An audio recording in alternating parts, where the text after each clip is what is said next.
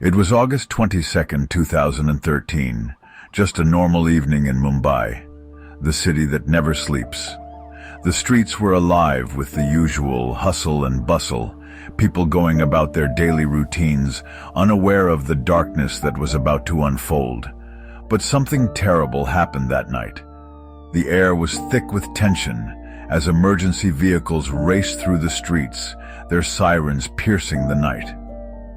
In a broken-down part of the city, inside the old Shakti Mills buildings, a horrible crime took place. The once bustling mill, now a shadow of its former self, became the backdrop for an unspeakable act. A young woman, a photojournalist, was there for work with a colleague. They were capturing the essence of the city, unaware of the lurking danger. 5 bad men were hiding there, and they attacked her. These men, hidden in the shadows, pounced on her with a ferocity that shocked the city. They hurt her very badly. The pain and trauma she endured were unimaginable, leaving her scarred both physically and emotionally. When people heard about it, everyone was shocked and scared. The news spread like wildfire, and the city was gripped with fear and outrage. Mumbai, a city known for being strong, was heartbroken. The community came together, holding candlelight vigils and showing solidarity with the victim. This crime happened in the daytime, in a city where people thought they were safe. The daylight, which once symbolized safety, now felt tainted. It made everyone feel afraid. Parents held their children closer, and people looked over their shoulders, wary of the shadows. The huge city, once a place of dreams, suddenly felt dangerous. The skyline, usually a symbol of hope and opportunity, now seemed to loom ominously. It felt like the quiet, broken mill was holding a terrible secret. The silence of the abandoned building echoed the city's collective grief and fear. People were angry, and they wanted justice. The streets were filled with voices that could no longer be silenced, echoing the pain and frustration of a nation. All across India, people protested. From the bustling streets of Delhi to the coastal avenues of Mumbai, the call for justice resonated everywhere.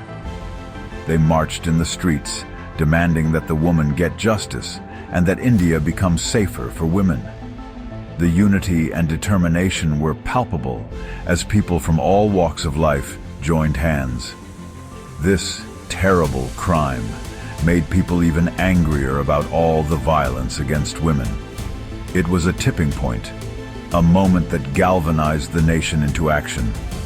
The case showed how women weren't safe, and everyone started talking about how unfair it was for women and how things needed to change. Conversations about women's rights and safety dominated public discourse. The police worked quickly because everyone was watching.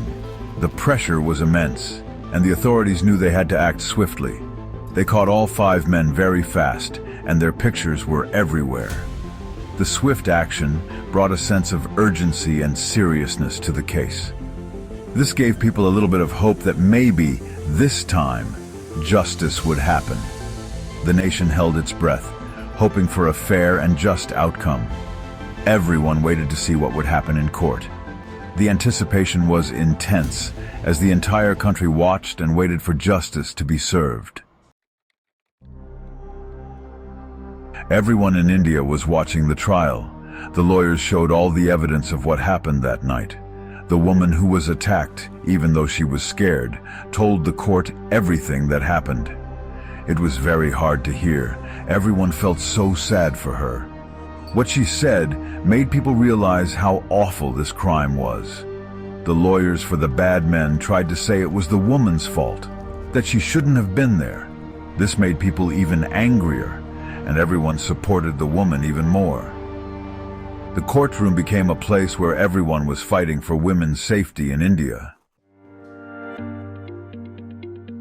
The court said all 5 men were guilty of the heinous crime that shocked the nation. People in the courtroom cheered, and everyone in India felt relieved.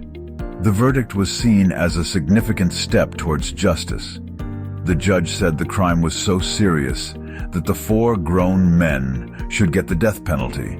This decision was meant to serve as a strong message against such brutal acts.